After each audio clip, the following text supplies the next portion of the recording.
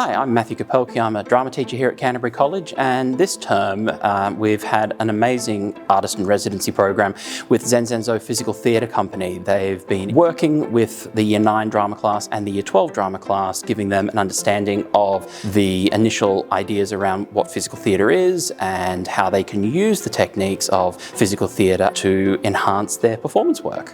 Because Zen Zen are a physical theatre company, this was not about them having a lot of dialogue and having props and costumes and set pieces. This was about how can they utilise the parts of their body working in relation to each other to create these moments, whether that's actors being characters or actors being objects or pieces of furniture in the space. And the work that they do is all centred around the concept of the viewpoints, which is a set of techniques that can be used by performers like our Year 9s and our Year 12s to present both literal and non-literal concepts to an audience. And so some of the things that our students looked at were the way in which they can enhance their personal awareness and spatial awareness. So in terms of their relationship to other people on stage, how they can use shape and formation in a stage space. One of the really interesting parts of contemporary performance techniques in the 21st century is this notion of site-specific performance. And so they're looking at the notion of how can they utilize the fixtures and fittings in the space in both a literal way, so a door is a door, but how could also a door possibly become something more abstract, or non-literal, so a door becomes a cliff face that you're trying to climb over. Because it's all about, and this works especially well at a high school level, the idea that the students are trying to create something really quite impressive and engaging for an audience, but they might not have the budget of, say, Queensland Theatre or a big professional company. So these techniques are about making ordinary moments quite extraordinary.